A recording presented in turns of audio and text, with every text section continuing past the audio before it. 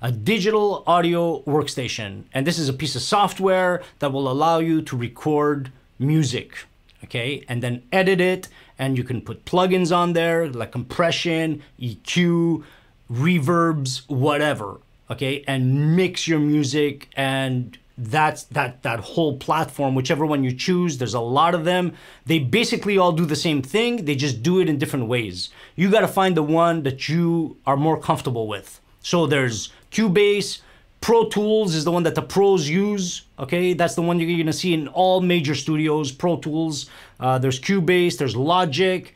I use Reaper, okay? And I've talked about Reaper in a previous video, but Reaper is the one for me because I've got particular needs, because my focus is not engineering, it's not mixing, it's not mastering, okay? It's songwriting. So for songwriting, Reaper for me is the best. And I keep saying that I'm gonna do this, and I will do it. I will do a video showcasing Reaper and going through all the features and why it's amazing for songwriters. I'm gonna do that. I keep saying I'm gonna do it. I haven't done it yet, but I will, okay?